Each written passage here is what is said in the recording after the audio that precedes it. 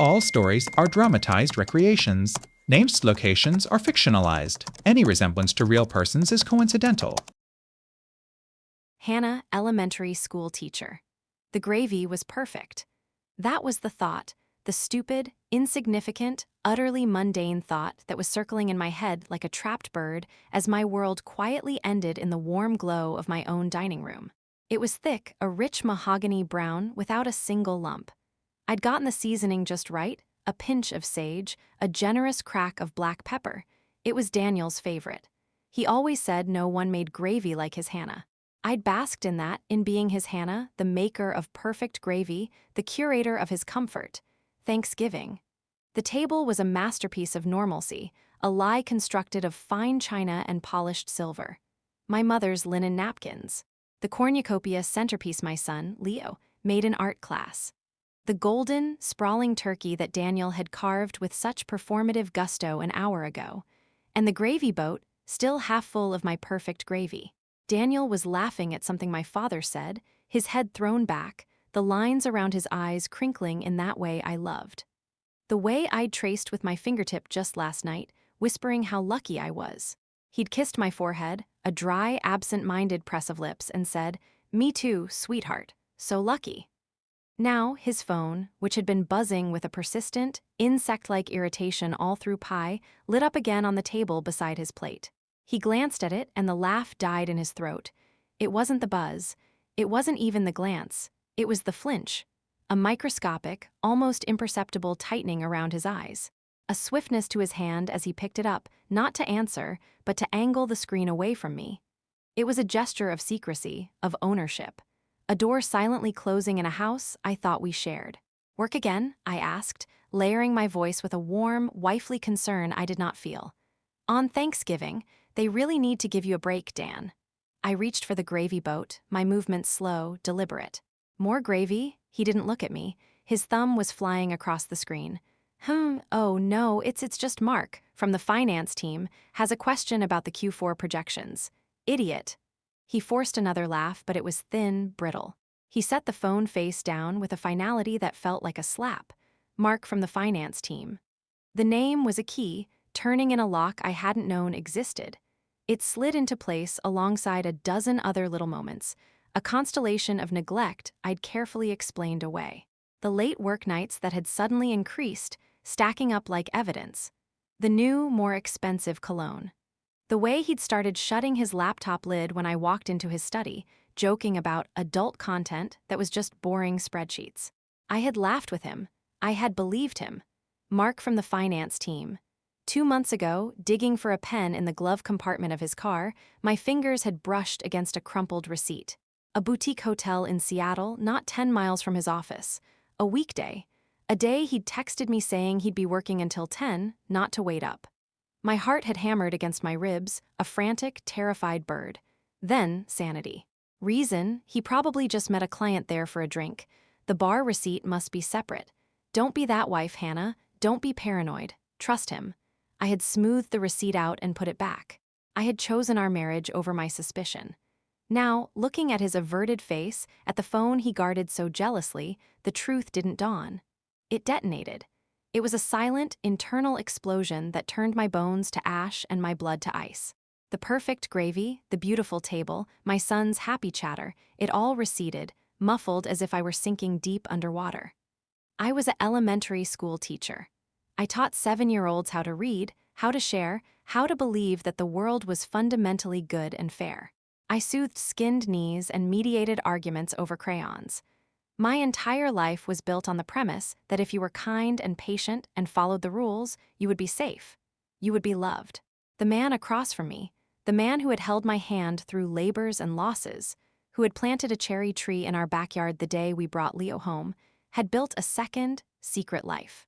And he had used my trust, my willingness to believe in his goodness, as the foundation. I could feel the smile on my face, a rigid, porcelain thing.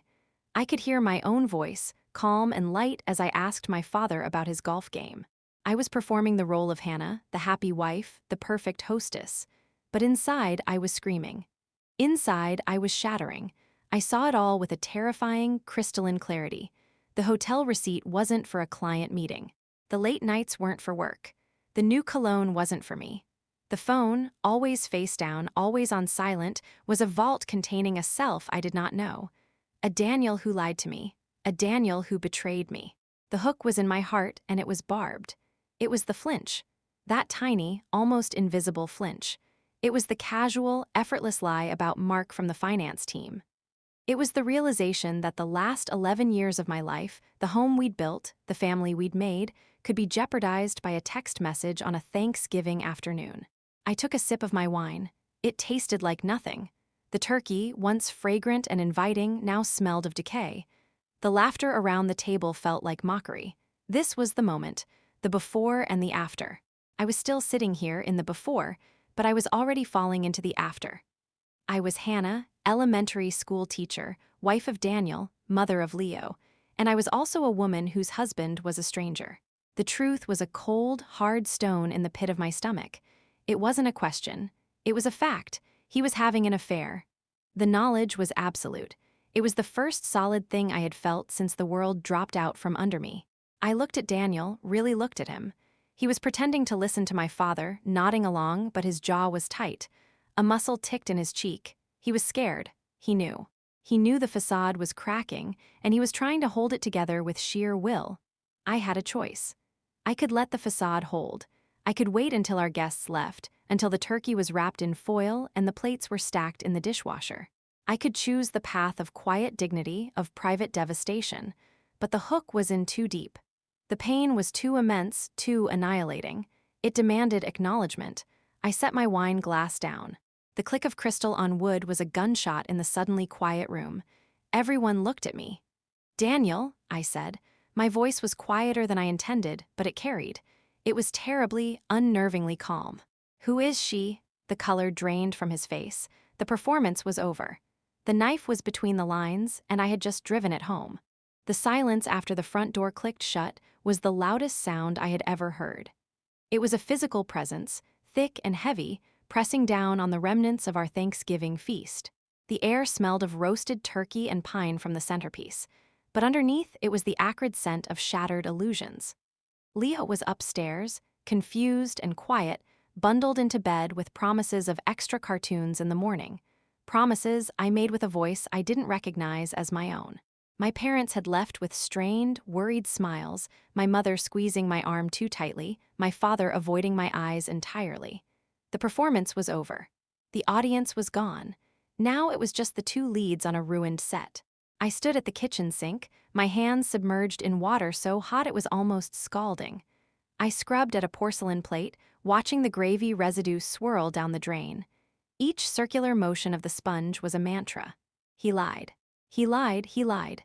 Daniel was behind me, leaning against the doorframe. I could feel his presence like a storm cloud. He hadn't spoken since my parents left. The cowardice of it, the sheer, staggering cowardice, fueled the fire in my chest. "Well," I said, not turning around. My voice was flat, empty. The calm from the dining room had evaporated, leaving behind a cold, hard shell. "Hannah, please, can we just talk?" His voice was ragged, pleading.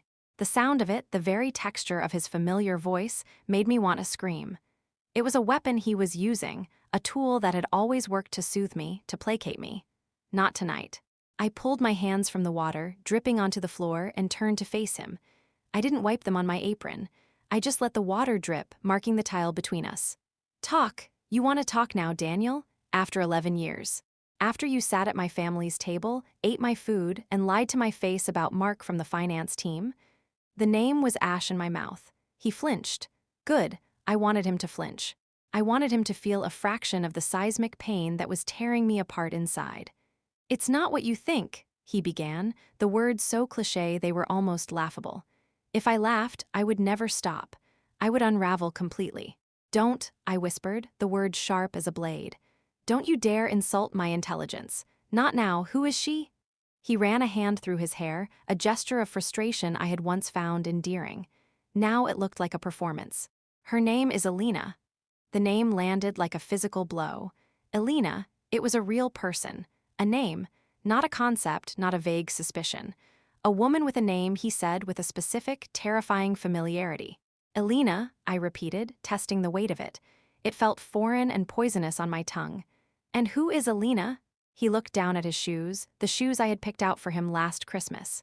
She's someone I knew a long time ago. From college. The puzzle pieces, sharp and jagged, began to click into a horrifying picture. An old flame. The random parameter from a list, now my devastating reality. College, I said, the word hollow. So this isn't a recent mistake. This is a long-term affair with an old flame. I stated it as fact. I needed to hear him say it. He didn't deny it. His silence was the loudest confession. How long, Daniel?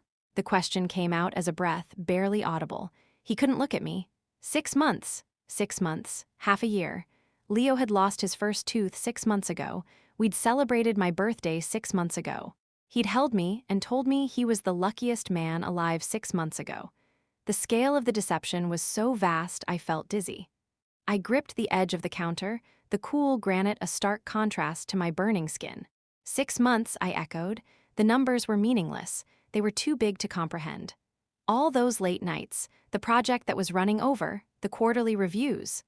I listed his lies, each one a nail in the coffin of our marriage. You were with her. He finally looked up, his eyes swimming with tears I did not trust. It didn't mean anything, Hannah. It was stupid. A moment of weakness. A moment, the dam broke. The cold shell shattered, and the rage, hot and terrifying, surged out of me. You don't get to call 6 months of betrayal a moment. You don't get to minimize this. You looked me in the eye every single day for 6 months and you lied. My voice was rising, shaking with a violence that scared me. I was a teacher. I was calm. I was patient. This woman, this screaming, raw-nerved creature, was a stranger. I know I did, and I hate myself for it, he cried, his own voice breaking. It was a mistake. A mistake is forgetting to buy milk, Daniel. A mistake is putting a red sock in with the whites. This is a calculated, sustained campaign of deception against me and against our family. I was pacing now, a caged animal. The cozy kitchen felt like a prison. Where did you meet her? Our bed. Did you bring her into our bed? God, no, Hannah, never. He looked genuinely horrified, and a pathetic, broken part of me clung to that small shred of decency. Then where? The hotel? The one on Alaskan Way. The one from the receipt I found in your car 2 months ago? I watched the color drain from his face again. The satisfaction was bitter and cruel. Yes, I found it, I saw it, and I chose to believe you. I chose to trust my husband. What a fool I was. The realization of that, of my own complicity in my betrayal, was a new, unique agony. I had been the easiest mark in the world, the trusting, naive wife, the one who made the perfect gravy. He was crying now, proper tears tracking down his face. I'm so sorry, I am so sorry, it's over with her. It ended weeks ago, I swear to you. The apology was meaningless. The tears were meaningless. They were for him, not for me. A performance of remorse to ease his own guilt. I looked at this man, this weeping, pathetic figure in our kitchen, and I felt nothing but a vast, echoing emptiness. The love I had felt for him just hours ago was gone. It had been vaporized by the nuclear blast of truth.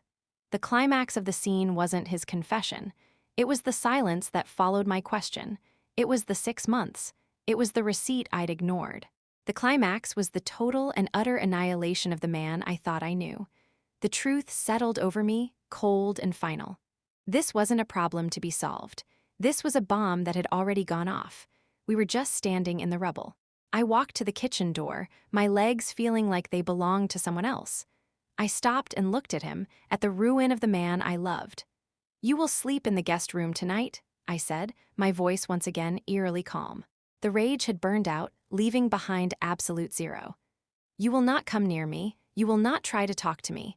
We will speak tomorrow, and only about practicalities. For Leo, he opened his mouth to protest, to plead, but one look at my face silenced him. He saw it too. The love was gone. All that was left was a terrible, quiet resolve. I turned and walked out of the kitchen, leaving him standing there amidst the dirty dishes and the ghosts of our Thanksgiving. The realization was a cold stone in my heart. The life we had built was over. I was no longer his Hannah. I was just a woman standing in the wreckage, holding a box of broken pieces, wondering how I would ever find the strength to clean it up. The guest room door was still closed when I got up. A silent, wooden sentinel guarding a sleeping traitor. I moved through the house like a ghost, my footsteps silent on the cold hardwood floors. The silence was different now. Yesterday it had been heavy with the aftermath of an explosion. This morning it was just empty, a void. The air itself felt thin, devoid of the oxygen of hope. I made coffee. The ritual was automatic. Grind the beans, filter the water. Press the button. The machine gurgled to life, a sound so normal it felt like a personal insult.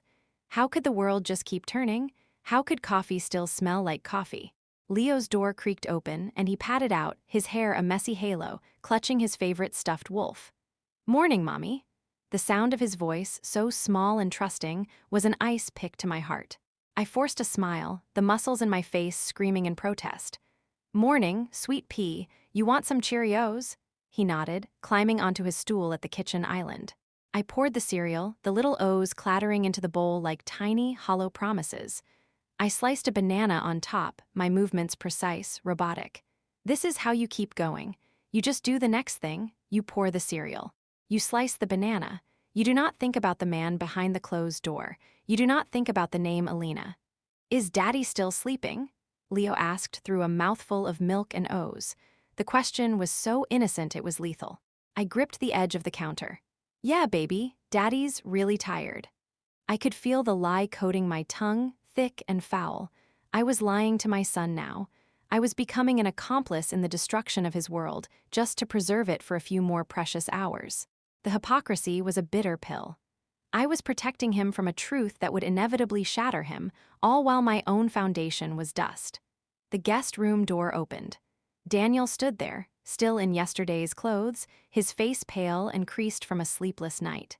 He looked ancient, he looked like a stranger. Leo brightened. "Daddy?" Daniel's eyes flicked to me, a silent question, a plea for a script. I turned my back, busying myself with wiping a spotless counter. I couldn't give him one. He was on his own. "Hey, buddy," Daniel said, his voice rough. He came over and ruffled Leo's hair. The simple, fatherly gesture felt like a violation. He didn't get to do that. Not today. "We're going to Nana's today," I announced, my voice bright and brittle as glass. "For a leftover sandwich picnic. Won't that be fun?" Leo cheered, already forgetting his father's haggard appearance. Daniel looked at me, stricken. "Hannah, we need to." "Not now," I cut him off, my tone leaving no room for argument. I was a teacher managing a classroom. He was a misbehaving student. "We have plans. We'll talk later." The ride to my mother's was a study in surrealism. Leo chattered in the backseat about dinosaurs and superheroes. I drove, my hands at 10 and 2, obeying every traffic law with an obsessive focus. Daniel sat beside me, a tense, silent statue staring out the window at a world that was continuing on, oblivious. The space between us in the car was a canyon, filled with everything that was unsaid, everything that was broken.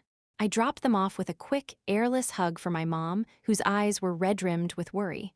I didn't offer explanations. I just said, "I need to run some errands. I'll be back in a few hours." I drove away without looking back. The errand was a lie. I had no destination. I just needed to move. I needed to be anywhere but in that house, anywhere but near him. The car was a metal shell, a moving prison of my own thoughts. I found myself in the parking lot of the local supermarket. I didn't need groceries. The fridge was still bursting with Thanksgiving leftovers, but my hands were shaking and the steering wheel was damp with my sweat. I needed to be around people who didn't know me. I needed the anonymity of fluorescent lights and music. I pushed the cart through the automatic doors. The store was quiet, post-holiday calm. I moved through the aisles on autopilot, my cart empty. I didn't see products, I saw a slideshow of my own destruction. Daniel laughing at Thanksgiving. Daniel flinching at his phone. Daniel crying in the kitchen. Alina, who was she? Was she pretty? Was she smart? Did she make him laugh in a way I hadn't in years? Did he whisper secrets to her that he'd stopped whispering to me? The questions were vultures, pecking at the carcass of my marriage. I turned into the cereal aisle, and I stopped. There it was.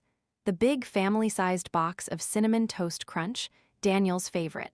The cereal he ate every Saturday morning, drowned in so much milk it turned the bowl into a sugary swamp. The cereal I bought for him every single week without fail, rolling my eyes but secretly loving this silly, steadfast ritual of his. My breath hitched. The memory ambushed me, vivid and cruel. Last Saturday. He'd been sitting at the island, still in his robe, reading the news on his tablet. I'd set the bowl in front of him. He'd looked up, smiled his real smile, the one that reached his eyes, and said, "Thanks, honey. You're the best." And he'd been texting her for 6 months. He'd been living a double life, lying to my face, betraying our vows, all while eating the cereal I faithfully bought for him.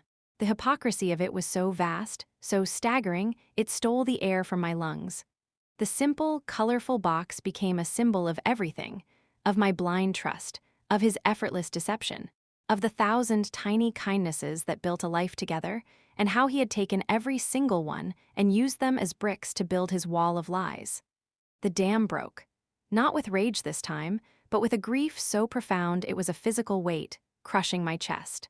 A sob ripped out of me, raw and ugly, then another. I couldn't stop them. I gripped the handle of the shopping cart, my knuckles white, as my body was racked with silent, shuddering waves of pain. I cried for the man I thought I married. I cried for the 11 years that now felt like a beautiful, elaborate fraud. I cried for my son, who had no idea his world was about to be torn in two. I cried for myself, for the woman who made perfect gravy and believed in happy endings, who was now just a hollowed-out shell, sobbing in the cereal aisle of a Safeway. Tears blurred my vision, dripping off my chin and onto the linoleum floor. I was that woman, the cliché, the pathetic wife crying in the supermarket. I didn't care. Let them stare. Let the whole world see the devastatingly ordinary wreckage of a broken heart. The climax wasn't a confrontation. It was this total, public unraveling, this complete surrender to the pain. It was the realization that the smallest, most mundane thing, a box of fucking cereal, could become the weapon that finally broke you. The sobs eventually subsided, leaving me breathless and empty. I stood there, holding onto the cart for dear life, staring at that stupid, cheerful box with its cartoon cinnamon squares. The truth in that moment was not about him. It was about me. I was alone. Utterly, completely alone. And I had to find a way to stand on my own. I reached out a trembling hand. I didn't knock the box off the shelf. I didn't have that kind of rage left. I just picked it up. I looked at it. And then I placed it gently in my empty shopping cart. It was no longer his cereal. It was evidence, a relic from a life that was over. I would pay for it. I would take it home. And then I would decide what to do with it. I pushed the cart toward the checkout, the single box sitting alone in the vast, metal basket. A perfect, devastating metaphor for my new life. One final, painful purchase for a man who was already gone. The house was a museum of our former life, and every artifact was a landmine. The box of Cinnamon Toast Crunch sat on the kitchen counter like an accusation. I couldn't bring myself to throw it away. It felt too symbolic, too dramatic, but I couldn't put it in the cupboard with the other food, either. It existed in a purgatory on the cold granite, a monument to my indecision. Daniel had stayed in the guest room again. The silence from behind that door was a living thing. He was giving me space, as instructed. His obedience felt like another form of manipulation. See how good I am being? See how I respect your boundaries? Forgive me now. Leo was asleep. The day at my mother's had left him happily exhausted, blessedly unaware of the tectonic plates shifting beneath his feet. I'd read him 3 stories, kissed his forehead, and closed his door, feeling like a fraud with every step. Now the silence was back. It was 10 p.m., the witching hour, the time when thoughts grow teeth and claws. I stood in the living room, hugging myself, staring at a family photo on the mantel. It was from 2 summers ago at Lake Chelan. We were all squinting into the sun, laughing. Daniel had Leo on his shoulders. I was leaning into him, my head on his arm, my face alight with a joy that now felt like it belonged to another person in another universe. We looked invincible. The click of the guest room door opening was deafening. I didn't turn around. I heard his footsteps hesitate in the hallway, then slowly approach. He stopped behind me, a respectful distance away. I could smell his soap. The same soap I'd bought for him. "He's asleep," he asked, his voice soft, tentative.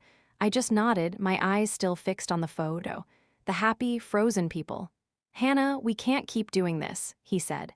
The plea in his voice was a bare wire, sparking in the darkroom. "We have to talk, properly." "Why?" The word came out flat. "So you can tell me more lies? So you can perform your remorse?" I think I've seen enough of your performances, Daniel. I heard him suck in a sharp breath. That's not fair. That did it. I turned around slowly, the movement deliberate. My heart was a cold, hard stone in my chest. Not fair. You want to talk to me about fair? You have a dictionary's worth of nerve. He looked wretched. His eyes were shadowed, his shoulders slumped. He was the picture of penitence. I hated it. I know I don't have the right to ask for anything. But this silence is killing me. Good, I whispered, and I meant it. I wanted him to feel a fraction of the death I was feeling inside. He flinched as if I'd struck him. What do you want me to do? Just tell me. Do you want me to leave? I'll pack a bag right now. I'll go to a hotel. Just say the word. The offer hung in the air between us, stark and terrifying. It was the logical next step. It was what every article, every advice column would tell me to do. Make him leave. Take space. But the thought of him walking out that door, of making this separation physical and real, sent a bolt of pure, animal terror through me. This was my home, our home. If he left, it would just be my house. A shell filled with ghosts. And Leo. How would we explain that Daddy was staying at a hotel? The finality of it was a cliff edge. No, I said, the word tasting like ash. You don't get to run away. You don't get to leave me here alone to clean up the mess you made. You will stay, and you will face this. You will look at our son every day and know what you've done to his family. His face crumpled. Then what do you want? I want the truth. The words erupted from me, a hoarse cry that shattered the careful quiet of the house. The whole, ugly, pathetic truth. I want every detail. I want to know how you could do this to us. I want to know when you started, how you started, what you told her about me, what lies you spun. I want to know if you ever thought of me, of Leo, when you were with her. I want to know if you love her. The questions poured out of me, a torrent of poison I had been storing up for 2 days. I was breaking my own rule. I was inviting the devil in. But I had to know. The not knowing, the imagining, was a worse torture. He looked stunned by the onslaught. He sank onto the arm of the sofa, his head in his hands. I don't love her, he mumbled into his palms. It was never about love. Then what was it about? I demanded, standing over him, my arms crossed like armor over my chest. Boredom. My perfect gravy wasn't enough for you. My parent-teacher conferences were too dull. It was about me, he said, his voice thick with self-loathing. He looked up, and his eyes were swimming with tears he didn't bother to wipe away. It was about being 22 again. About feeling seen. She remembered me from when I was young and stupid and thought I was going to conquer the world. She looked at me like I was still that guy. The confession was like a knife, twisted slowly. It was so vain. So pitifully, humanly vain. My husband, the father of my child, had a midlife crisis and blew up our lives for an ego boost. She saw you, I repeated, my voice dangerously quiet. And what? I stopped seeing you. After 11 years, after a child, after building a life together, I became the wallpaper. Is that it, Daniel? Was I just the boring wife who nagged you to take out the trash? No. God, no, Hannah. It was never about you. You're everything. You're the best thing that ever happened to me. He was crying openly now, his shoulders shaking. That's what made it so fucked up. I knew how good I had it. I knew how lucky I was, and I did it anyway. It was like I was testing it, seeing if I could really destroy it. I don't know, I'm so screwed up. He was giving me the raw, unfiltered truth. It was messy and pathetic and horrifying, and it was real. For the first time in 6 months, he was being completely, devastatingly real with me. The anger that had been sustaining me began to waver. It was easier to rage at a monster than to pity a broken man. Pity was a more complicated, more dangerous emotion. Where did you meet her? I asked, my voice losing some of its steel. He wiped his nose with the back of his hand, a childish gesture. A hotel bar, downtown. She was there for a conference. I was there for a client dinner that ended early. We recognized each other. Started talking. It was just talking at first. Then it was drinks. Then, he didn't need to finish. The story was so common it was almost boring. A tale as old as time, fueled by cheap whiskey and cheaper nostalgia. And the late nights? I pressed, needing to map the entire geography of his betrayal. I'd tell you I was working. I'd go to a bar. Sometimes I'd just drive around. Sometimes I'd see her. He set it all to the floor, unable to meet my eyes. I'd come home and you'd be asleep. You'd made me a plate. You'd always make me a plate and put it in the fridge. His voice broke on the word plate. And I'd stand there in the kitchen, looking at it, and I'd hate myself so much I couldn't breathe. The image was excruciating. Me sleeping peacefully, trusting my husband was just working hard. Him, standing in our kitchen, choking on his own guilt, next to the dinner I'd lovingly saved for him. The climax of the scene wasn't the confession, it was this moment. The moment my rage cracked and revealed the terrible, aching sadness beneath. The moment I saw him not as a villain, but as a flawed, weak, and desperately lost person. The realization was a quiet, cold wave that washed over me. The truth was not just that he had betrayed me. The truth was that the man I loved was deeply, tragically broken. And I had been so busy being his wife, the maker of plates and perfect gravy, that I hadn't seen it. I didn't say anything. I just looked at him, at the crumpled form of the man who had been my partner, my best friend, the love of my life. The silence stretched between us, but it was different now. It wasn't a weapon. It was a chasm we were both staring into. Finally, I spoke, my voice tired, ancient. You need to find a therapist. Tomorrow, you will call and make an appointment, you will go, and you will figure out why you did this. Not for me. For you, because I can't even look at you until you can explain to yourself what the hell is wrong with you. It wasn't forgiveness. It was a condition. A single, fragile thread to hold onto in the freefall. He nodded, a quick, desperate jerk of his head. Okay, yes, I will, I promise. And you will sleep in the guest room, I said, turning my back on him, walking toward the stairs. I couldn't look at him anymore. The pity was too confusing, too dangerous. We will tell Leo that Daddy's back is bothering him and the bed in there is better for it. It was a lie for our son. The first of many, I suspected. We were partners in that, at least. The conspiracy to protect our child from the monsters we had become. I climbed the stairs alone, leaving him in the dark living room with the ghosts of our happiness. The realization was a heavy weight in my chest. The confrontation was over. The truth was out, and it hadn't set me free. It had just left me with a different, more complicated kind of pain. The lie about Daniel's back became the foundation of our new, fractured reality. It was a flimsy construct, but Leo, in his beautiful, simple world of dinosaurs and fairness, accepted it without question. Does your back hurt, Daddy? He'd ask each morning, his little face pinched with concern. A little, buddy, Daniel would say, forcing a smile that didn't reach his eyes. But I'm okay. And that was that. Our son's universe remained intact, held together by a lie about a lumbar spine. The weight of that deception settled on my shoulders, a constant, grinding pressure. I was the architect of this illusion now, complicit in the very deceit that had destroyed me. Daniel kept his promise. He found a therapist, Dr. Evans. He went every Tuesday at 4 p.m. He'd come home afterwards looking drained, hollowed out. He didn't offer details, and I didn't ask. His journey of self-discovery was his own to navigate. I was just a bystander on the sidelines of his ruin, tasked with keeping the home fires burning for a home that felt like a museum of a life I no longer recognized.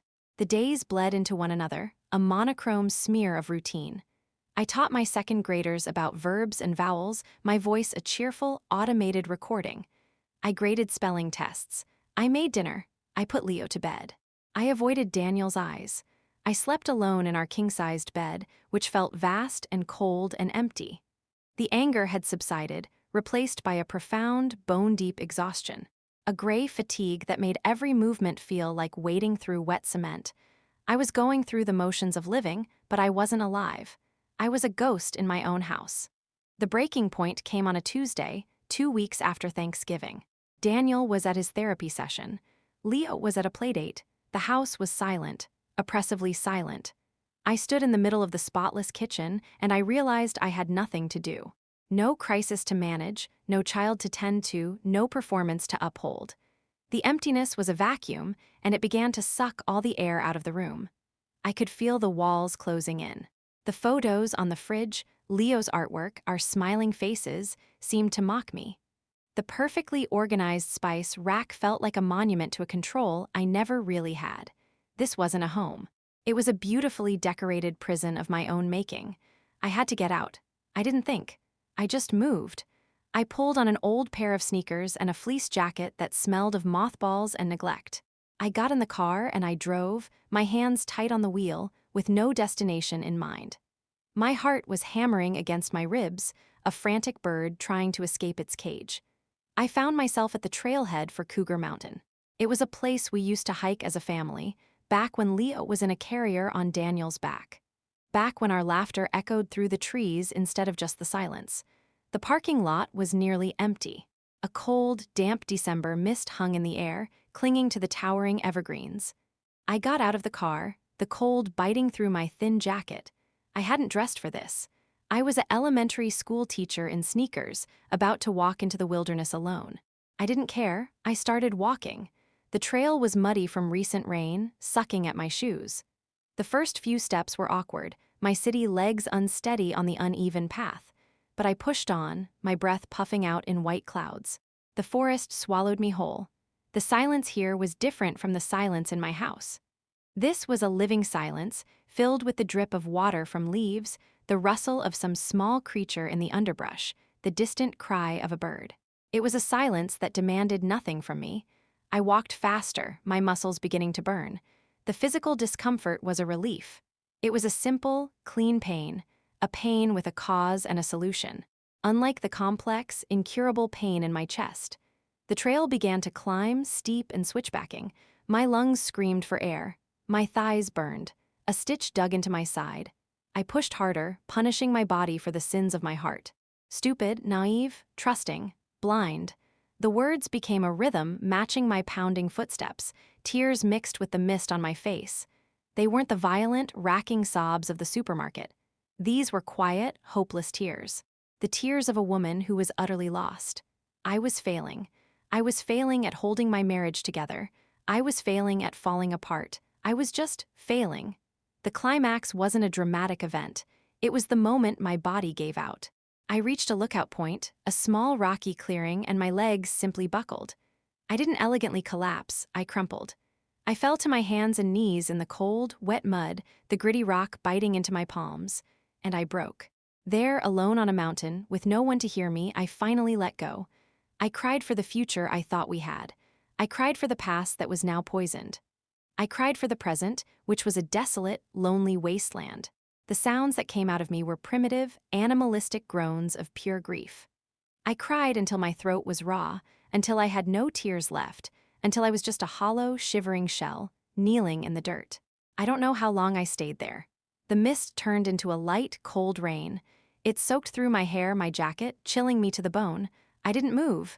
I was past feeling cold. I was just empty. And then, in that absolute emptiness, a single, clear thought emerged.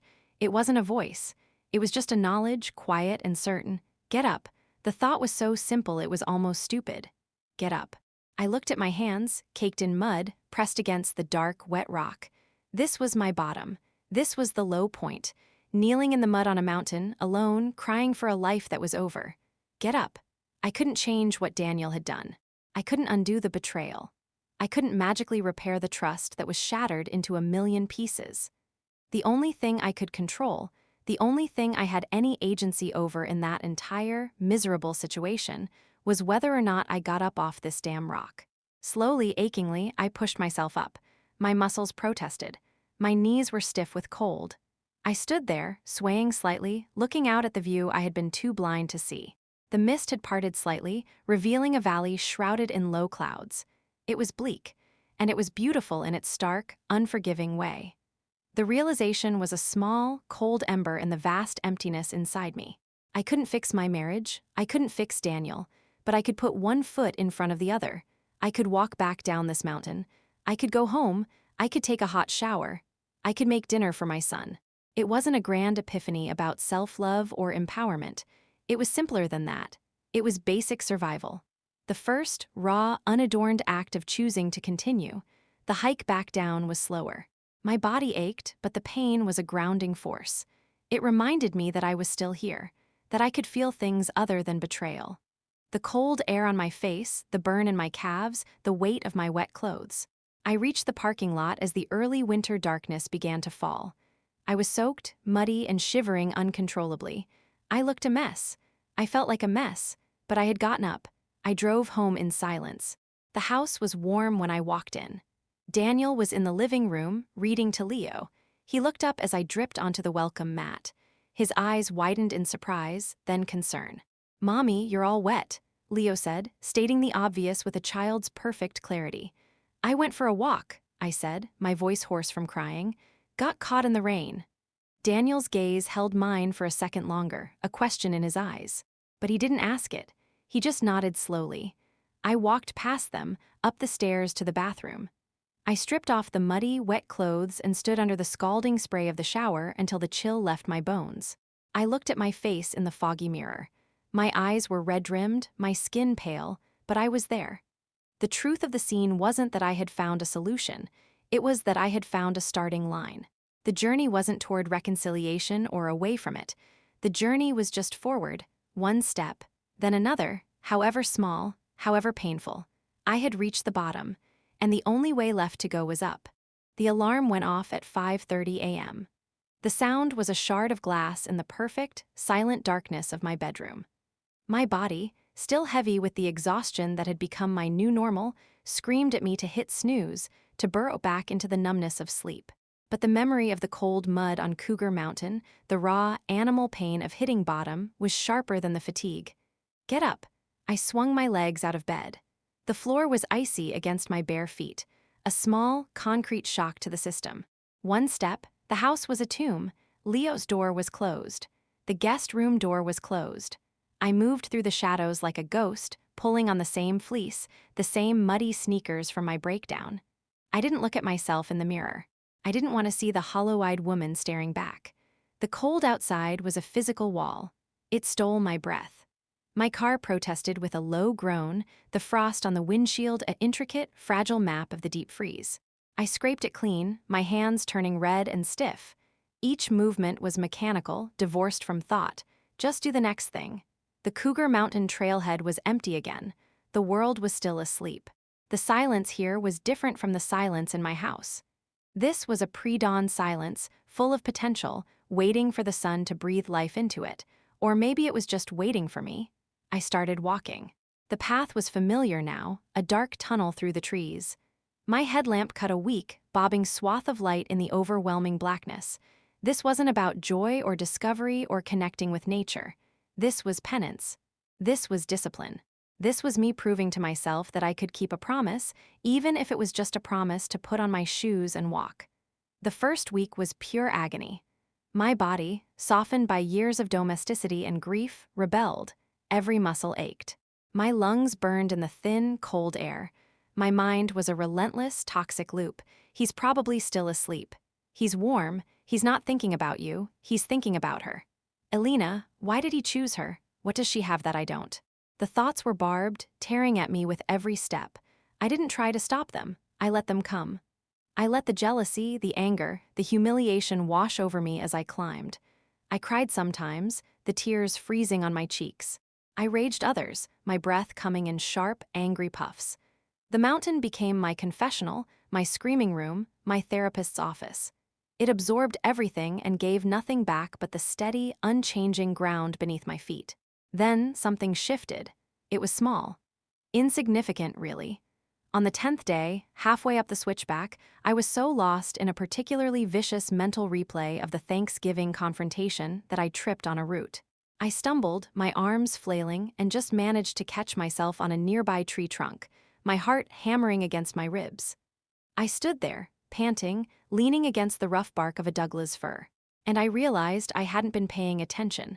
I'd been so busy living in the past, I'd stopped seeing the present. The present was the feeling of the rough bark under my palm. The present was the sound of a woodpecker hammering somewhere in the distance. The present was the way the very first rays of the sun were beginning to tinge the sky a pale, delicate pink above the black silhouette of the trees. I pushed off from the tree and kept walking. But this time, I made myself look. Really look. I noticed the intricate patterns of frost on the ferns lining the path. I saw the busy, purposeful track of a squirrel in the mud. I heard the different songs of the birds, a complex conversation I'd been too self-absorbed to notice. I felt the steady, reliable burn in my quadriceps, a pain that meant I was alive, that I was capable, that I was moving. The thoughts about Daniel were still there, but they grew quieter. They became background noise, like the distant hum of the freeway I could sometimes hear from the ridge. The foreground was my breath, my footsteps, the ache in my muscles, the stunning, silent beauty of the world waking up around me. I wasn't hiking away from my problems. I was hiking into my own strength. One morning, about 3 weeks in, I didn't cry. I didn't rage. I just walked. I reached the lookout point where I had collapsed, and I didn't even stop. My body had grown accustomed to the climb. My breath came easier. I felt a faint, foreign sensation. It took me a moment to recognize it. It was peace. Not happiness, not joy, but a cessation of hostilities. A temporary truce with the pain. The climax of the scene wasn't a dramatic summit victory. It was a tiny, almost imperceptible moment on the walk back down. The sun was fully up now, filtering through the canopy, dappling the path in light and shadow. I saw a single, perfect spider web strung between 2 branches, beaded with morning dew, glittering like a necklace of diamonds. It was fragile, it was temporary, but it was breathtakingly beautiful. I stopped and looked at it. And for the first time in months, I thought of something other than my own devastation. I thought about the spider, the sheer, stubborn will it took to build something so delicate and perfect every single night, only to have it likely destroyed by the day. And yet it kept building. The realization was a quiet hum in my veins. I was the spider. My life had been torn apart. My web was in ruins, but I could still spin. I could still build. Maybe something new would come along and destroy it again. But the act of building itself was the point. The act of trying. I got back to the house just as Daniel was coming out of the guest room, yawning. Leo was already at the table, crunching his Cheerios. "You're up early," Daniel said, his voice still rough with sleep. There was a cautious note in it, a curiosity he didn't dare voice fully. "I went for a walk," I said, pulling off my muddy shoes. My voice was calm, neutral. It wasn't the cold, brittle tone I'd been using for weeks. It was just a voice. He looked at me, really looked, and I saw something flicker in his eyes. Surprise, maybe? The woman standing in front of him was flushed from the cold, her hair a mess, her clothes damp with sweat. But her eyes were clear. They weren't the dead, hollow eyes he'd been seeing. There was a light in them. A tiny, pilot light flicker, but it was there. "Oh," he said lamely. "That's good." I didn't reply. I walked past him to the kitchen, poured myself a glass of water, and drank it all in one go. The water was cold and clean. It tasted like life. I looked at my son. "What's on the agenda today, buddy?" "We're making volcanoes that really erupt," he announced, milk dribbling down his chin. "Awesome," I said, and I meant it. The truth of this scene wasn't that I was healed. It was that I had found a path. The path was made of dirt and rock and roots. It was uphill both ways. It was often cold and lonely, but it was mine. And with every step I took on it, I was reclaiming a tiny piece of myself from the wreckage. I was remembering that I was more than just a betrayed wife. I was a body that could climb a mountain. I was a pair of eyes that could see a diamond spider web. I was a mother who could make a volcano erupt with her son. The grief was still there. The betrayal was still a fresh wound. But it was no longer the only thing I was. The rhythm of the mountain became my new liturgy. 5:30 a.m. Fleece. Sneakers. The silent drive. The crunch of gravel underfoot as the world slowly lightened from black to deep blue to soft gray. My body was no longer an enemy to be punished. It was an instrument being tuned. The burn in my lungs was a familiar warmth. The ache in my legs was a testament to progress. I could make it to the lookout without stopping now, my breath steady, my heart a strong, reliable drum. The mental loop of pain had quieted to a whisper. It was still there, a background hum of grief, but it no longer controlled the channel. The channel was now the sound of my own breathing, the chatter of birds, the whisper of the wind in the high branches. I was present in my body in a way I hadn't been for years. I was Hannah, who could climb a mountain before breakfast. It was a small identity, but it was mine, and I clung to it. One Saturday morning, a month into my solitary pilgrimage, the pattern shifted. I pulled into the trailhead parking lot and found it unusually full. A small crowd of people in technical gear, hydration packs, trekking poles, proper hiking boots, were milling about, stretching and chatting. A woman with a bright red beanie and a clipboard was checking names. A hiking group, of course. It was the weekend. My first instinct was to flee, to get back in my car and drive to some other, emptier trail. My private sanctuary had been invaded. This was my time, my pain, my therapy. I didn't want chirpy strangers and small talk. I wanted my familiar, lonely silence. I sat in my car, engine off, hands gripping the wheel. I watched them. They looked normal, happy, a mix of ages and fitness levels. They weren't an elite mountaineering team, they were just people. A man with a kind face was helping an older woman adjust her backpack straps. Get up. The mountain's command echoed, but it felt different today. It wasn't just about getting out of the car. It was about joining. The thought was terrifying. Who was I without the armor of my grief? Who was I in a group? I was an elementary school teacher, a betrayed wife, a mother. I wasn't a hiker. I was an imposter in my own muddy sneakers. But another thought, quieter but more insistent, whispered, "What if you're just Hannah?" Before I could talk myself out of it, I opened the car door and got out.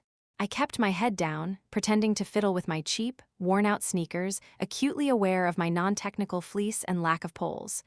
The woman with the clipboard smiled at me. "Here for the Discover hiking group, I'm Marcy." No. I mean, I just hike here, alone." I sounded awkward, defensive. Her smile didn't waver. "Well, you're welcome to join us if you like. We're doing the Wilderness Cliff Loop today. It's a beautiful one, no pressure." The Wilderness Cliff Loop. I'd seen the sign for the turnoff but had never taken it. It was steeper, more challenging, beyond my self-imposed boundaries. I looked at the group. They were looking at me with open, friendly curiosity. No pity, no judgment. Just the simple camaraderie of people who liked to do the same thing. They didn't know my story. They didn't know Daniel. They didn't know Alina. I was a blank slate. "Okay," I heard myself say. The word was out before my fear could stop it. "Yeah, I'll join," Marcy beamed. "Great, just sign this waiver. Safety first."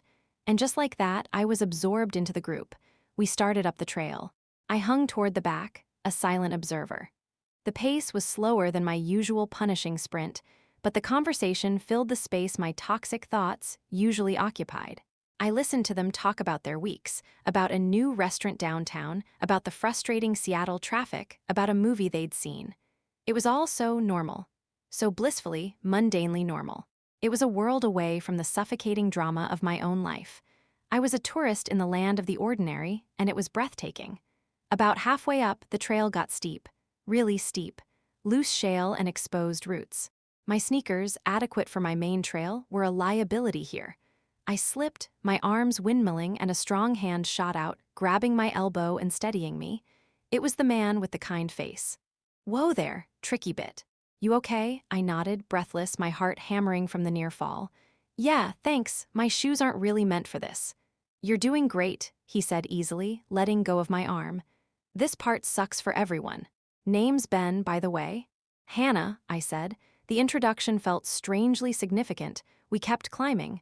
The group stretched out, and I found myself walking next to Ben. The conversation was easy, effortless. He wasn't flirting. He was just being nice.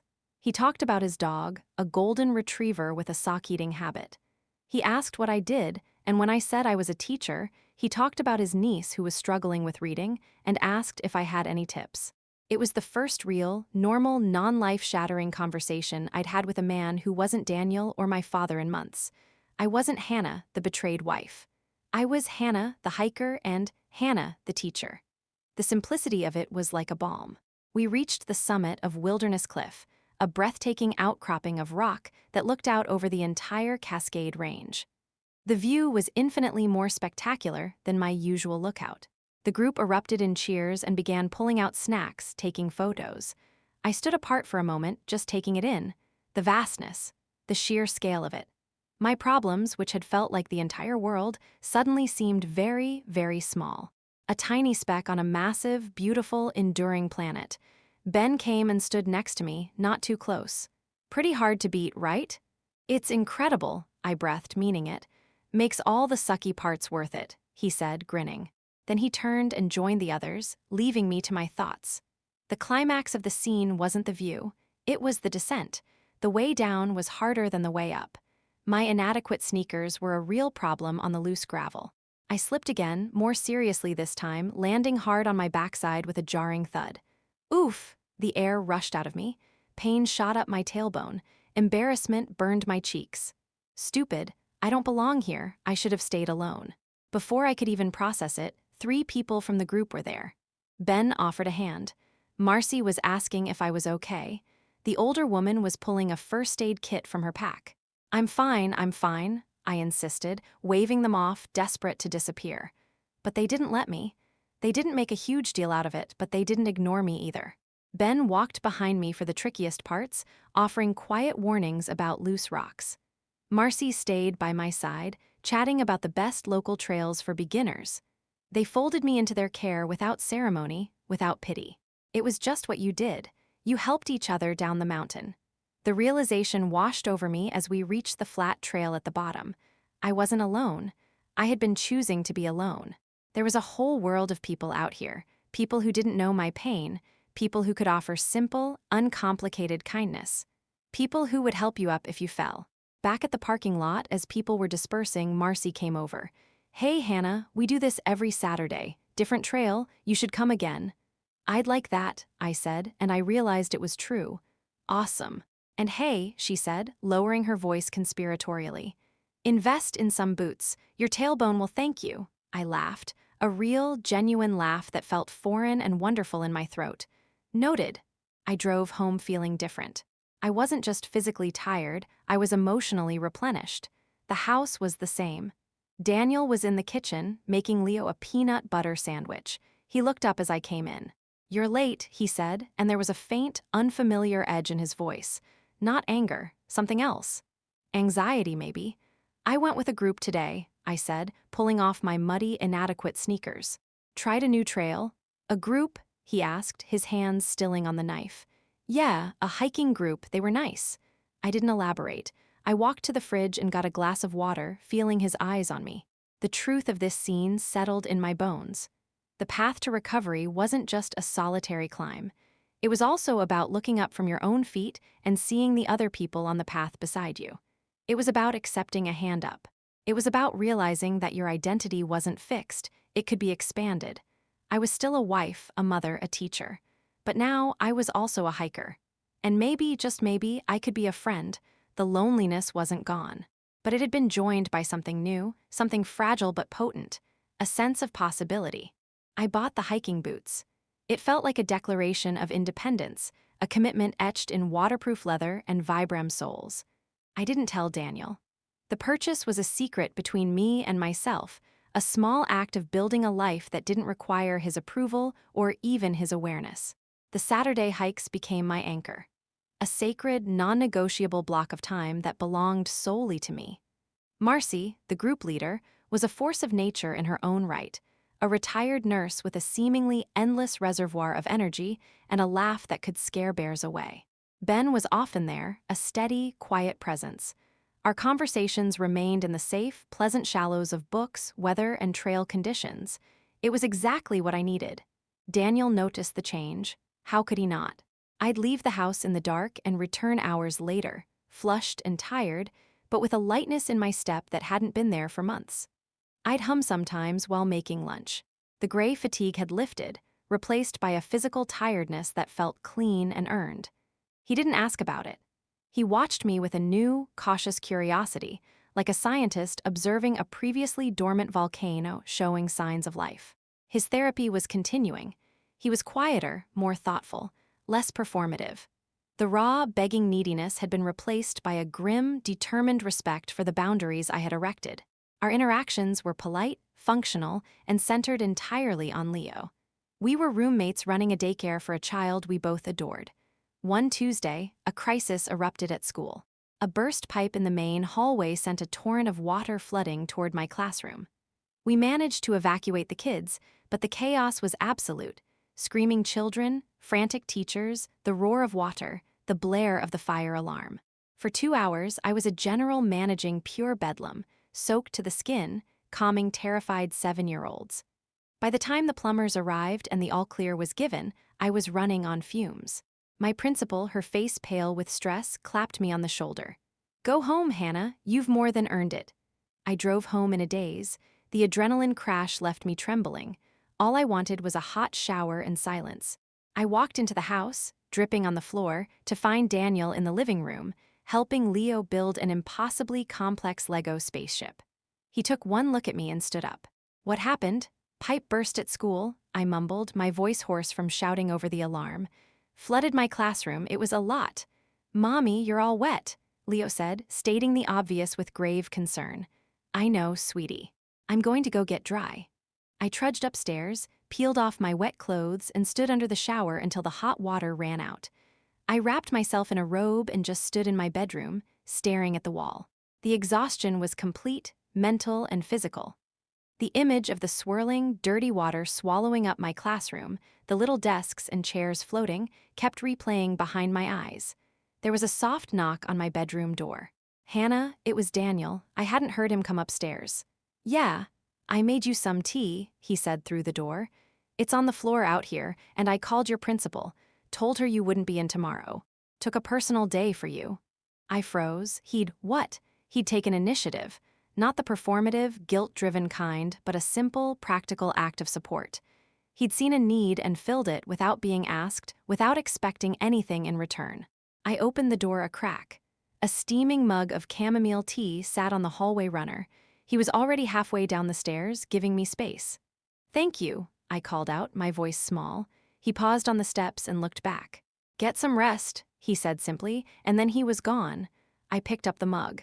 The heat seeped into my cold hands. I took it back into my room and sat on the edge of the bed, sipping it. It was perfectly steeped, with a little honey, just the way I liked it. It was such a small thing, a ridiculously small thing, but it was the first kind thing he'd done for me that didn't feel like it was about him. It was about me. The next day, my personal day, I slept in. When I came downstairs, the house was empty. A note was on the counter in Daniel's neat handwriting. "Took Leo to the zoo for the day. Give you some quiet. Leftovers in the fridge." I stood in the silent, sunlit kitchen, holding the note. The silence felt different. It wasn't oppressive or lonely. It was a gift. He had given me the one thing I needed most, space and peace, without my having to fight for it. I spent the day in a blissful state of doing nothing. I read a book. I sat in the backyard and watched the clouds. I didn't think about pipes or floodwaters or betrayals. I just was. That evening, they returned. Leo burst through the door, buzzing with stories of elephants and ice cream. Daniel followed, looking tired but happy. He met my eyes across the room, a silent question. Was this okay? I gave him a small, brief nod. Yes, it was okay. Later, after Leo was in bed, I found Daniel loading the dishwasher. He looked up as I entered the kitchen. "Thank you," I said. "For today, for the tea last night, it was really thoughtful." He stopped what he was doing and leaned against the counter. "How are you feeling?" "Tired," I admitted. "But better. The quiet helped," he nodded. "I'm glad." He hesitated, choosing his words carefully. "Dr. Evans, my therapist, he says I need to stop trying to fix things and just start seeing them. Seeing you, not the idea of you or the wife I wronged, but just you, Hannah, who you are right now." I didn't know what to say to that. It was the most honest, unvarnished thing he'd said to me since before Thanksgiving. "And who am I right now?" I asked, genuinely curious. He looked at me, really looked, and I saw the effort it took for him to push past his own guilt and fear to actually see me. "You're stronger," he said finally, his voice soft with something that sounded like awe. "You're quieter, but in a different way. Like you've settled into yourself. You get up in the dark and you go climb a mountain. You handle floods at school. You're amazing." The compliment didn't feel like manipulation. It felt like an observation, a statement of fact. He was seeing the person I was becoming, the person forged in the fire of his betrayal, and he was acknowledging her. Not to get me back, just to see her. Tears pricked at my eyes, but they weren't tears of sadness or anger. They were tears of recognition. For months, I had felt invisible, unseen. First, he hadn't seen me, his loyal wife, while he was with her. Then, he'd only seen me as an obstacle to his forgiveness. Now, for the first time, he was truly seeing me. Hannah, the survivor, the hiker, the flood warrior. The climax of the scene wasn't a dramatic reconciliation. It was this quiet moment in a kitchen, surrounded by the faint smell of zoo animals and leftover spaghetti. It was the simple, staggering power of being truly seen. I didn't forgive him. The wound was still too deep, the trust still too shattered. But the ice around my heart, the permafrost that had encased it since Thanksgiving, cracked, just a little. A single hairline fracture. The realization was a quiet hum in the space between us. The journey wasn't just about me becoming stronger on my own. It was also about him doing the hard, painful work of becoming someone new. Someone who could actually see the person standing in front of him. "I'm going to bed," I said, my voice thick. He just nodded. "Okay, sleep well, Hannah." I walked upstairs, the ghost of his words lingering in the air. "You're amazing." He was wrong. I wasn't amazing. I was just a woman who had gotten up off a muddy rock. But for the first time, I believed that maybe, just maybe, that was enough. The hairline fracture in the ice didn't magically heal everything. The next morning, we were back to our careful, polite dance. The tea and the zoo felt like a dream, a temporary truce in a cold war. But something had shifted. The air was less charged with resentment. The silence felt less like a weapon and more like silence. A week later, on a bright, cold Saturday, I was lacing up my new hiking boots when Daniel appeared in the doorway of the mudroom. He was dressed in jeans and a sweater, not hiking gear. He looked nervous. "That group of yours," he began, shoving his hands in his pockets. "The hikers, would it be weird if I came along sometime?" The question hung in the air, so unexpected it took my brain a moment to process it. My first instinct was a hard, defensive no. This was my space. My sanctuary. The one place where I wasn't Daniel's wife, but just Hannah. The thought of him invading that, of having to perform or explain or feel his presence as a constant reminder, made my skin crawl. I opened my mouth to refuse, but I caught the look in his eyes. It wasn't a demand. It wasn't a ploy. It was a genuine, timid question. He looked like a little boy asking if he could join a game, fully expecting to be turned away. Dr. Evans's words echoed in my head. "He's trying to see you." And a small, treacherous part of me wondered, could I see him? Not the ghost of the man I'd married, not the monster of the affair, but the man he was now, after months of therapy. The man who made tea and took our son to the zoo? "It's not a couples thing," I said, my voice carefully neutral. "It's just a hiking group." "I know," he said quickly. I wouldn't bother you. I'd just hike. I just thought, I don't know, I need to start doing things too, healthy things." The honesty disarmed me. He wasn't pretending it was about us.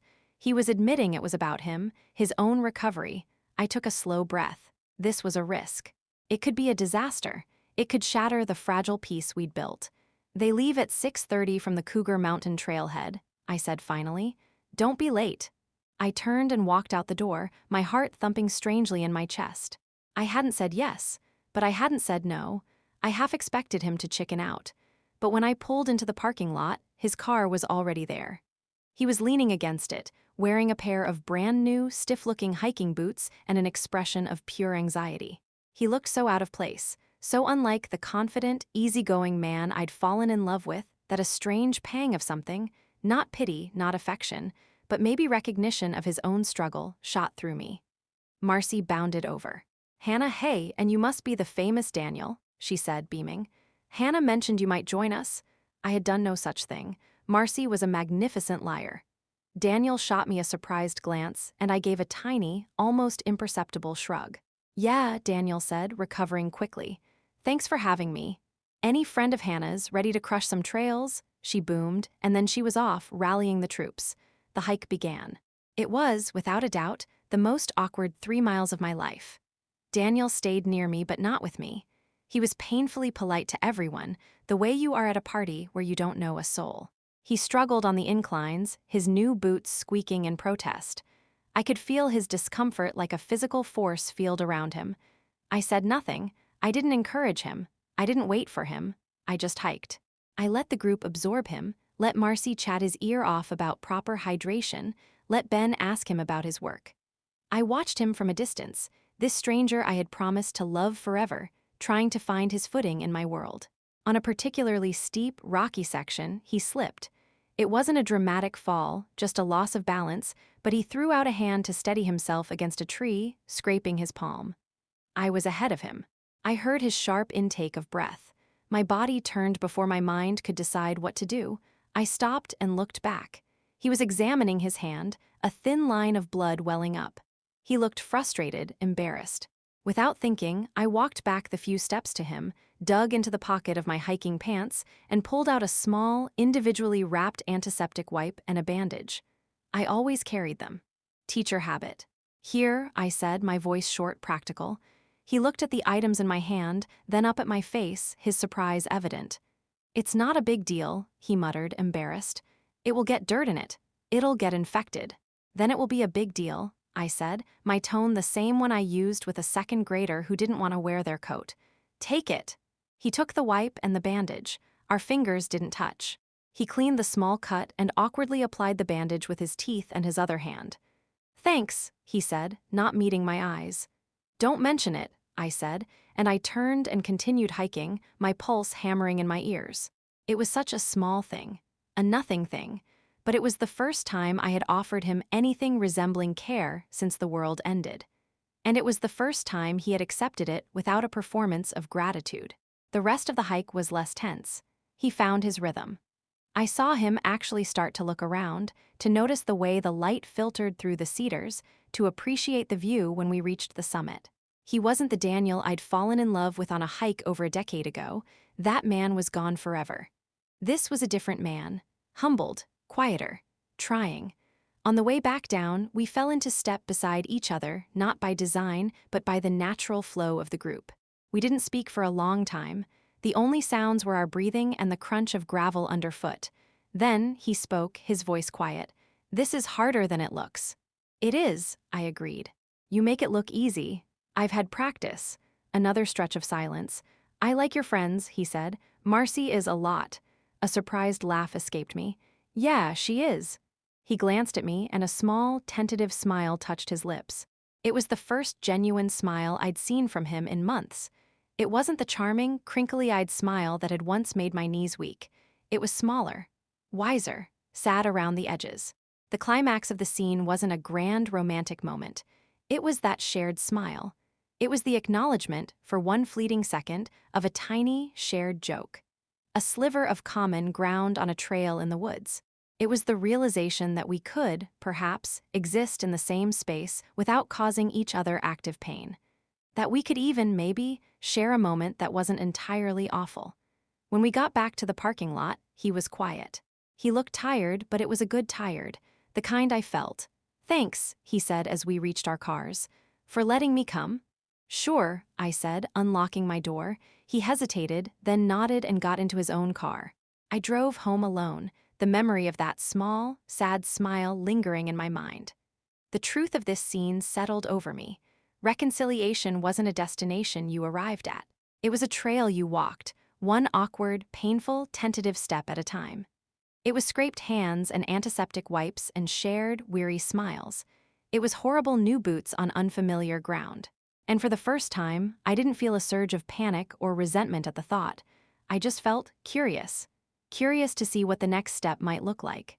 The Saturday hikes became a thing, not a couple's thing. A Daniel also comes along thing. He bought better boots. He learned to pack snacks that weren't just a single granola bar. He stopped trying to make conversation with me every 5 minutes and just hiked. There was a new humility in him, a quietness I'd never seen before. The arrogant, charming man I'd married had been sanded down by shame and therapy into someone more thoughtful, more aware of the space he occupied. It was unsettling. I was so accustomed to the binary of my emotions, searing rage or numb emptiness. This new, neutral territory was confusing.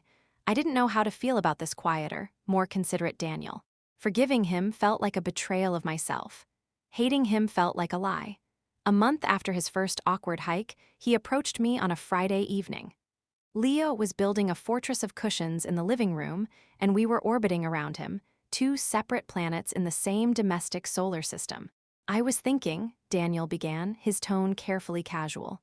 Tomorrow, after the hike, maybe we could take a drive, just get out of the house. No destination, I could pack a lunch. It was the weekend road trips with no destination parameter coming to life. My first instinct was to refuse.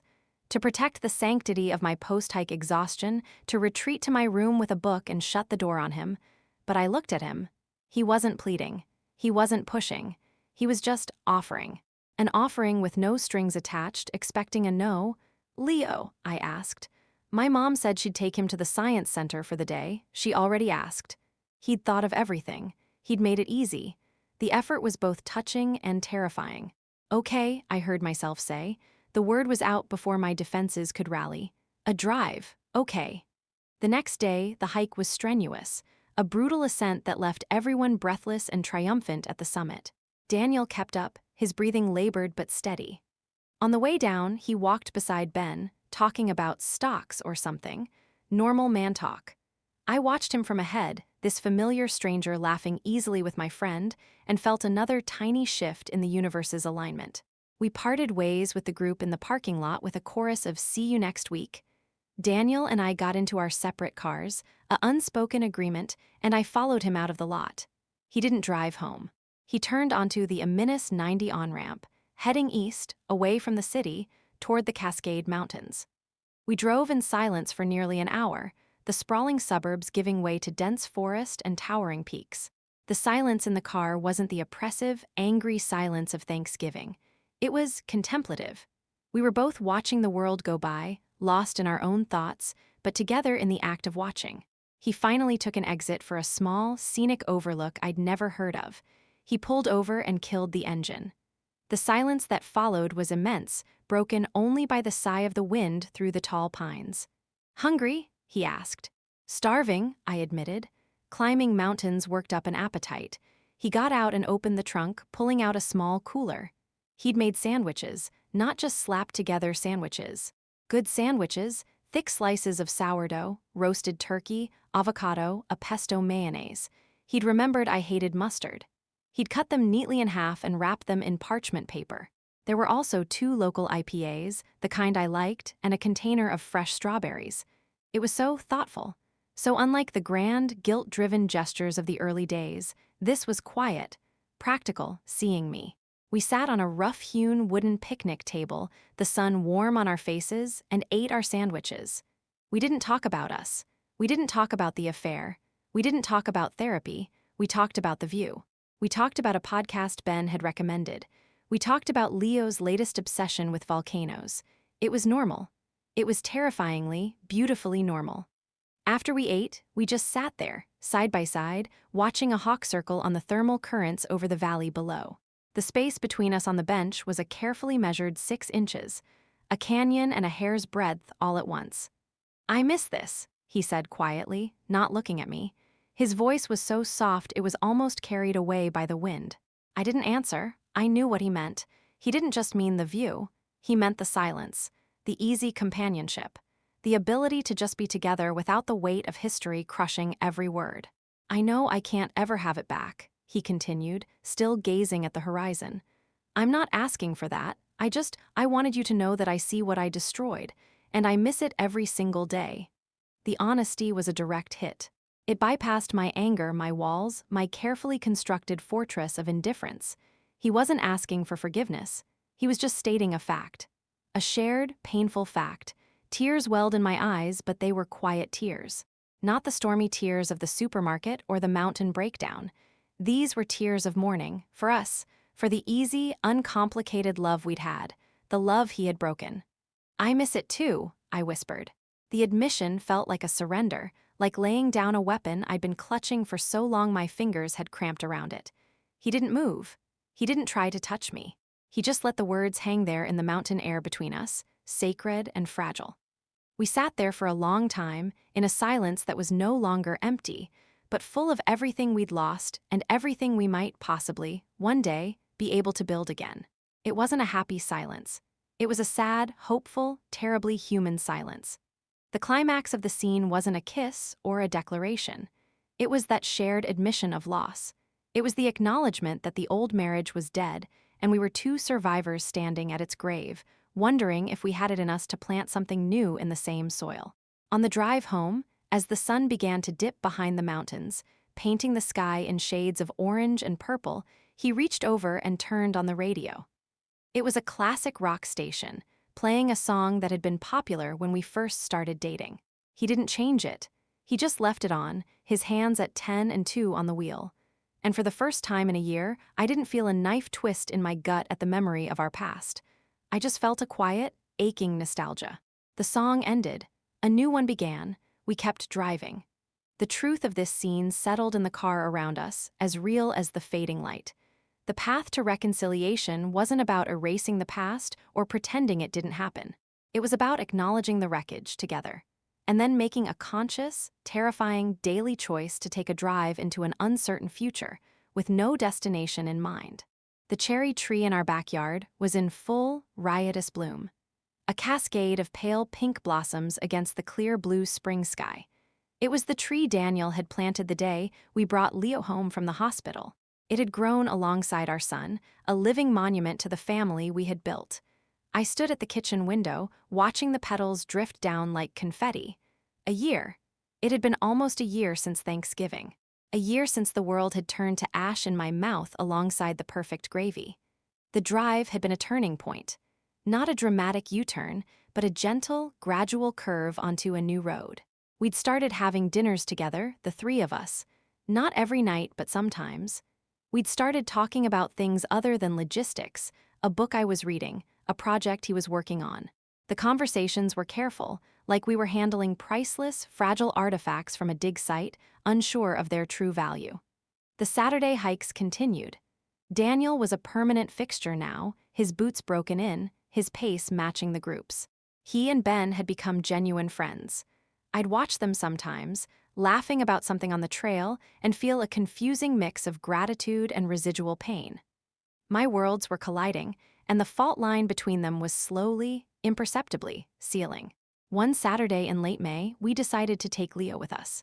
It was a simpler, flatter trail by the river, perfect for a 5-year-old's legs. Leo was ecstatic, racing ahead, then doubling back to grab our hands, swinging between us. "I'm the leader," he shouted, his voice echoing in the green tunnel of trees. "You're the best leader," Daniel called back, his voice light, full of a joy I hadn't heard in so long. I watched them, my two boys, Daniel pointing out a bird's nest to Leo, explaining what kind of bird might live there. This was the father I remembered. Present, engaged, patient. The affair hadn't just stolen my husband. It had stolen moments like this from our son.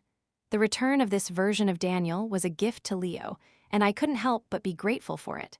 We found a spot by the river to eat the snacks we'd packed. Leo skipped stones under Daniel's supervision while I sat on a sun-warmed log, sipping from my water bottle. The sun felt good on my skin. The sound of the river was a constant, soothing murmur. The sound of my son's laughter was a balm. Daniel came and sat beside me on the log, not too close, but not as far away as he used to. We watched Leo together, in a silence that was no longer fraught, but comfortable, companionable. "He's having a good day," Daniel said softly. "He is," I agreed. He took a deep breath, like a diver about to plunge into deep water. "I had my final session with Dr. Evans yesterday." I turned to look at him. "Final," he said. "He said the work isn't done. It'll never be done. But that I've built the tools to keep doing it on my own." He picked at a piece of bark on the log. "He said the rest of it, the real work, happens out here." He gestured vaguely at the river, the trees, me. I nodded, letting that sink in. The therapy had been a season, our life was the landscape. "Hannah," he said, and his voice was so serious it made my breath catch. He turned to fully face me, his expression open, vulnerable, and terrifyingly sincere. "I need you to know that I know what I did. I know I broke us. I know that trust isn't a switch I can flip back on. It's a wall that has to be rebuilt, brick by brick. And I know I have to be the one to mix the mortar and lift every single one. I know it will take years. I know I might never get to the top." His eyes were glistening, but his voice was steady. "But I am here, I am showing up. I will keep showing up. For Leo, and for you, if you'll let me, I want to rebuild. I want to earn my way back. Not to the way we were, I know that's gone, but to something new, something real." It was the speech I had been waiting for since the beginning, but it wasn't a speech, it was a vow. A quieter, more profound vow than the ones we'd made in a church 11 years ago. This one was made on a riverbank, with mud on our shoes and our son's laughter as the soundtrack. He wasn't promising me a fairy tale. He was promising me hard, thankless work. He was acknowledging the scale of the destruction and committing to the grueling task of reconstruction, with no guarantee of success. I looked at him, at the new lines of grief and wisdom around his eyes, at the earnest, desperate hope in his face, and I saw the man he had become in the wreckage of the man he had been. He was stronger. So was I. The truth of this final scene wasn't about a magical forgiveness. It was about a conscious, clear-eyed choice. I reached out. My hand, of its own volition, found his where it rested on the sun-bleached wood of the log. I didn't lace our fingers. I just placed my palm over his. A connection, a bridge, His breath hitched. He looked down at our hands, then back up at me, his eyes wide with a hope so raw it was almost painful to see. "Okay," I said, my voice quiet but clear as the river water. "Okay, let's rebuild." It wasn't, "I forgive you." That would come later in fragments over years. It was, "I'm willing to try." It was the laying of the first brick. A brilliant, world-changing smile broke across his face, and he turned his hand over to clasp mine. His grip was warm, solid, real. "Daddy, Mommy, look, I found a frog." Leo came crashing back through the ferns, his hands cupped carefully around a tiny, struggling tree frog. We broke apart, our moment seamlessly folding into his. We oohed and awed over the frog. We reminded him to be gentle. We watched as he set it carefully free by the water's edge. As we packed up to head back to the car, Leo ran ahead. Daniel shouldered the backpack and fell into step beside me. He didn't say anything. He didn't try to hold my hand again. He just walked beside me. The path ahead was long. There would be setbacks. There would be days the grief would ambush me, days the anger would feel fresh again. The ghost of Alina would probably always live in the peripheral vision of our marriage, but she would remain a ghost. A memory, not a threat. We reached the parking lot. Leo was already trying to climb into the car. Daniel unlocked it and helped him in. I stood for a moment, looking back at the trailhead, at the path disappearing into the green woods. I thought of the woman I was a year ago, kneeling in the mud on a different mountain, shattered. I thought of the long, solitary climb out of that darkness. I thought of the first time I'd laughed again. The first time I'd accepted a hand. The first time I'd seen a future that wasn't just an extension of my pain. I was Hannah, elementary school teacher, mother, hiker, survivor. And now I was also a woman who had chosen to try again. Daniel looked at me from the driver's side door. "You ready?" I took one last look at the path, then turned toward the car, toward my family, toward the uncertain, beautiful, difficult road ahead. "Yes," I said, and I got in.